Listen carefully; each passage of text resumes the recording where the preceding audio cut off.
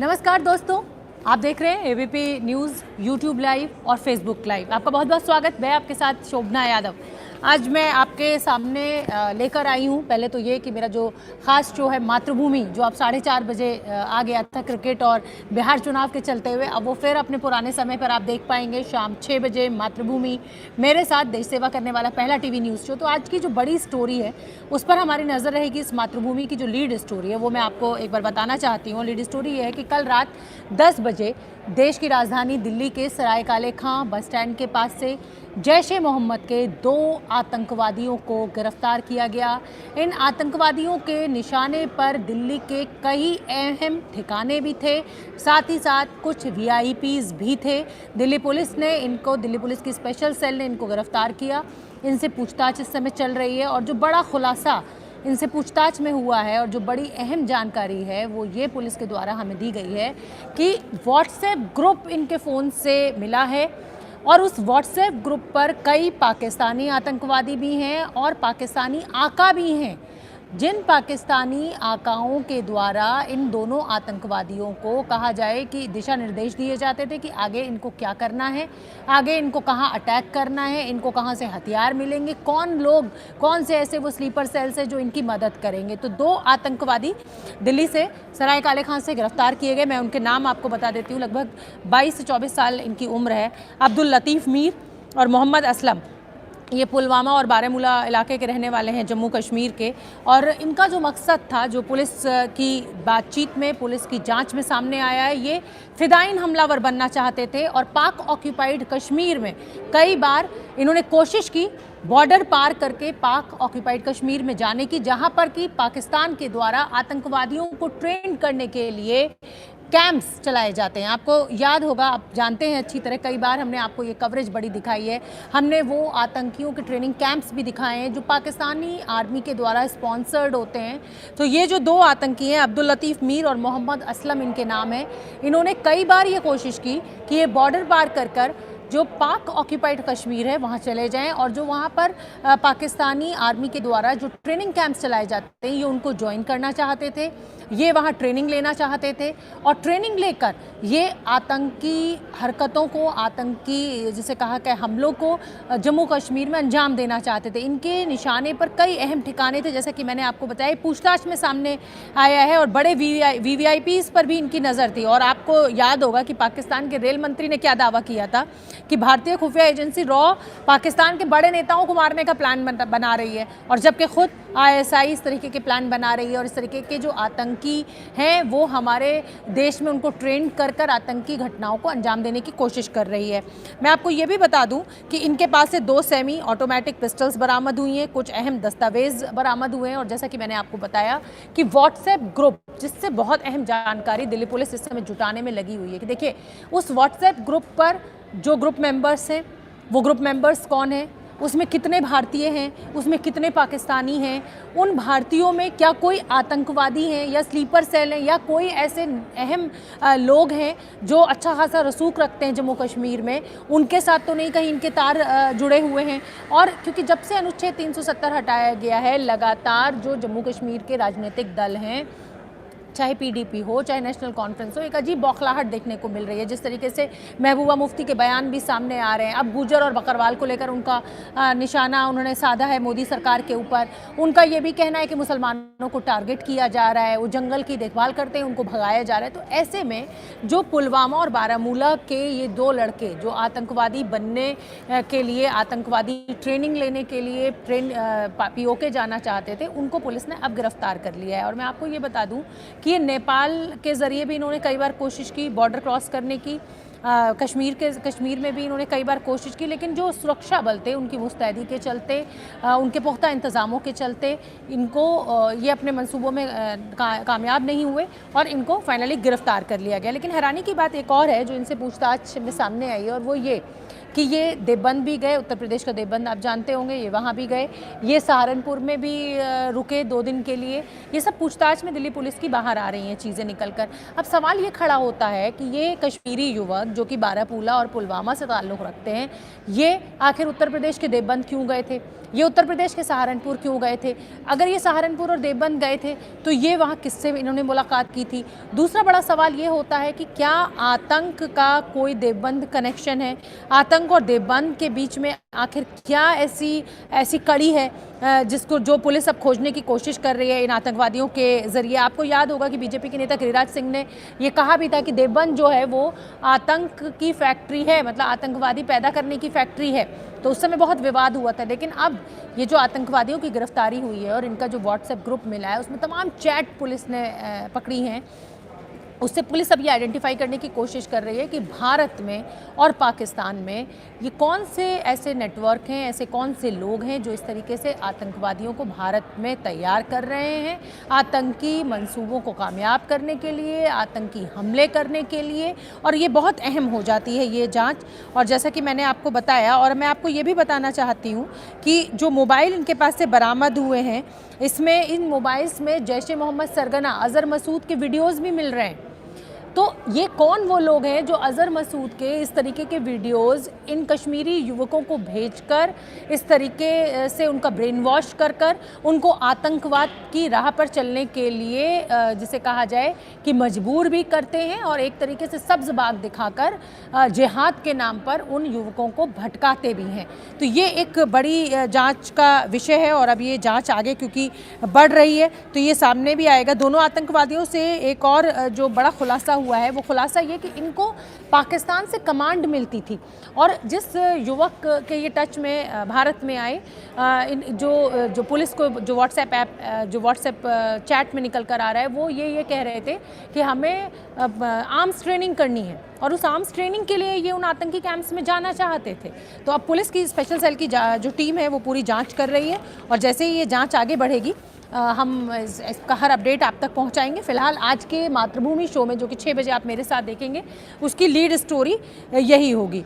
तो अब इनको दोनों आतंकवादियों को पटियाला हाउस कोर्ट में पेश कर दिया गया है और इनको दिल्ली पुलिस ने रिमांड पर ले लिया है और अब ये दिल्ली एनसीआर में कौन से ऐसे ठिकाने थे जो इनके निशाने पर थे।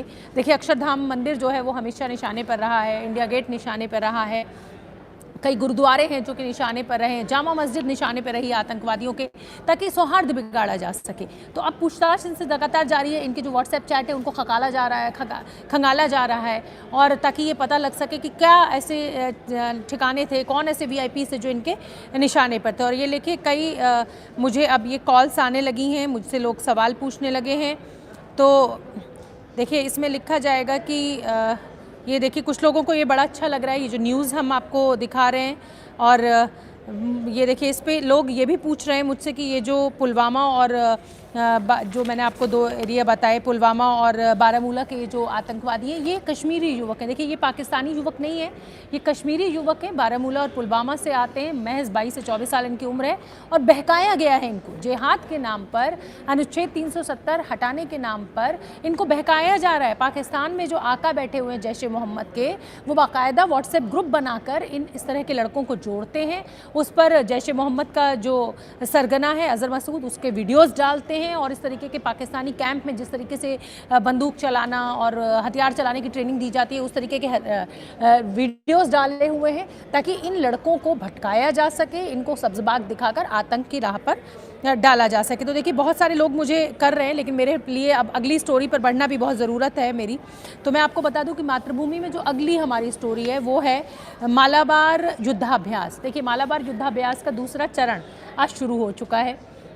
मैं आपको ये भी बताऊंगी कि मालाबार युद्धाभ्यास क्या है। आप जानते हैं कि चीन तक इस मालाबार युद्धाभ्यास की गूंज पहुंच रही है और चीन कहीं ना कहीं डरा भी हुआ है कि अब 4 देश उसके खिलाफ एकजुट हो रहे हैं। उन चारों देश अगर ये एकजुट हो गए तो उनका सामना नहीं कर पाएगा। मैं आपको बता दूं कि जो पहला चरण था मालाबार युद्धाभ्यास का, वो 3 नवंबर को शुरू हुआ था और वो बहुत सफल रहा था बंगाल की खाड़ी में।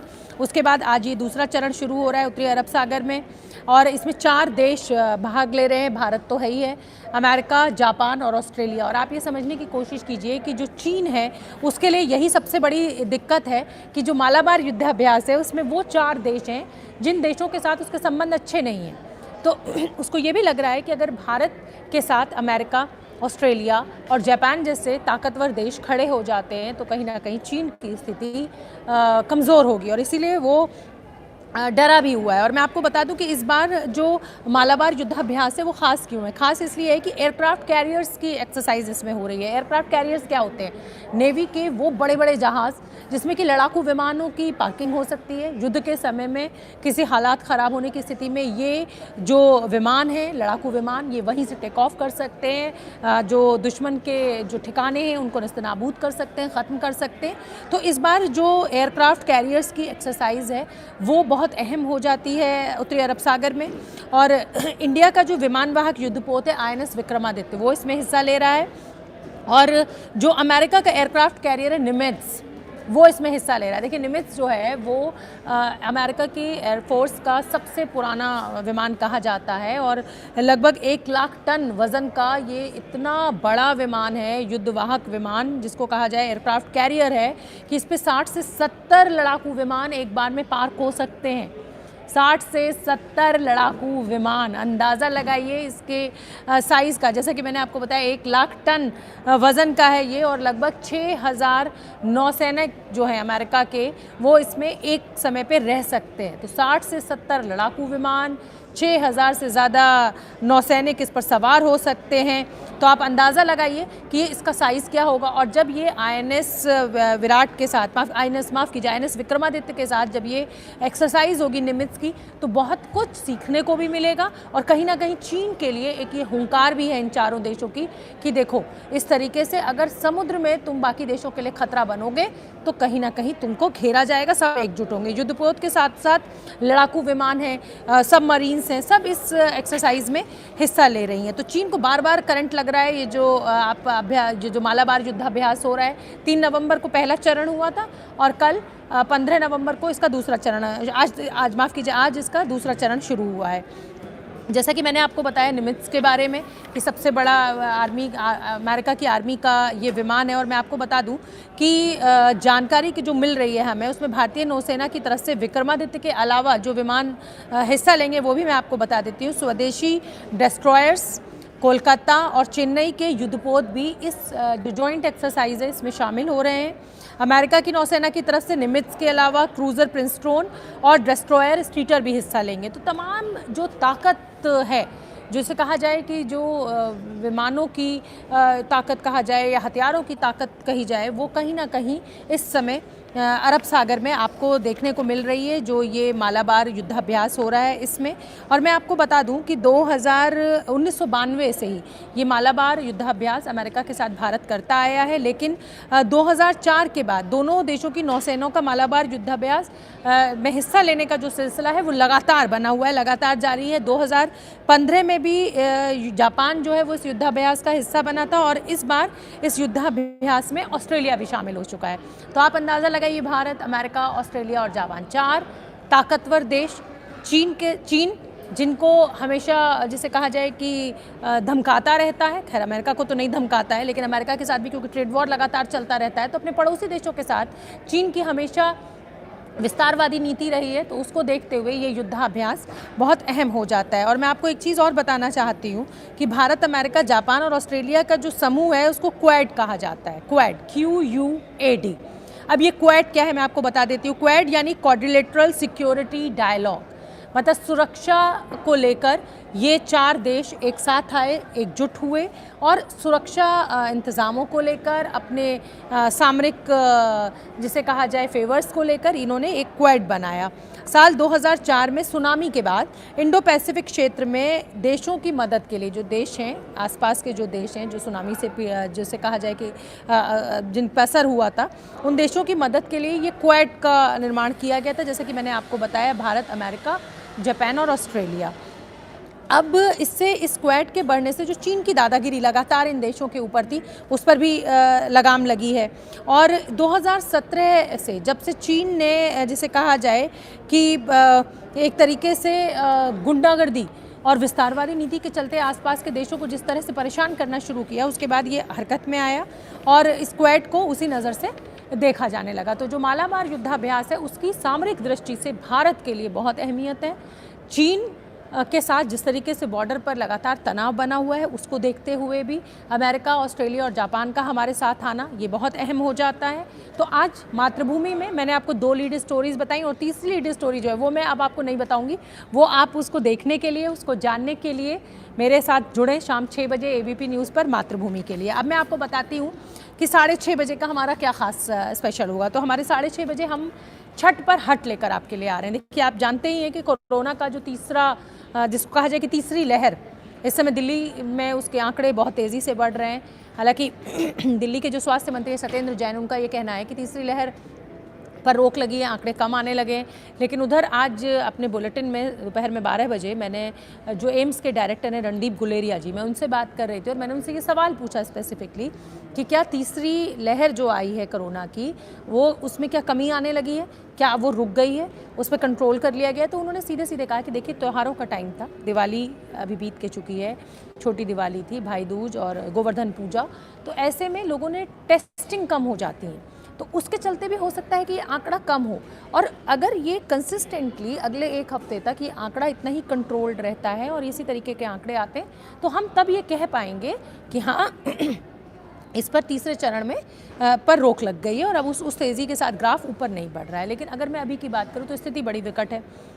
देश की राजधानी दिल्ली में कोरोना के जो मामले हैं वो बहुत तेज़ी से बढ़ रहे हैं।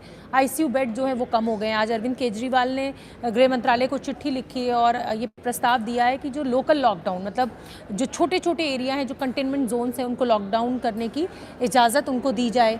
लोगों को जो शादियों में 200 लोगों के इकट्ठा होने की इजाज़त थी, गाइडलाइंस थी, उसमें उस गाइडलाइन को 200 से 50 घटाया जाए। तो आज हम इस पर बात करेंगे। लेकिन क्योंकि छठ का त्यौहार, अब दिवाली के छठे दिन छठी मैया की पूजा होती है, छठ का त्यौहार, और उत्तर प्रदेश और बिहार में, ये पूर्वी उत्तर प्रदेश और बिहार में ये त्यौहार बहुत धूमधाम से मनाया जाता है और लगभग 48 घंटे का ये त्यौहार होता है। और घाट पर जल में खड़े होकर इस त्यौहार में वो सूरज देवता को जल अर्पित किया जाता है, पूजा पाठ होती है। तो दिल्ली सरकार ने जो उसका वो है डिज़ास्टर मैनेजमेंट, उन्होंने इस छठ पूजा पर रोक लगा दी है और उसी को लेकर राजनीति शुरू हो गई है। बीजेपी और कांग्रेस की यही मांग है कि दिल्ली सरकार ने अपनी तैयारियां नहीं की और अब इस तरीके से त्यौहार मनाने से लोगों को रोका जा रहा है। तो अब इस स्टोरी पर हम बात करेंगे शाम 6:30 बजे। तो आप लोग मेरे साथ जुड़ना ना भूलें ABP न्यूज़ पर शाम 6 बजे मातृभूमि और 6:30 बजे मातृभूमि स्पेशल। तो छठ पर हट और मालाबार युद्धाभ्यास होगी हमारी नज़र। नमस्कार।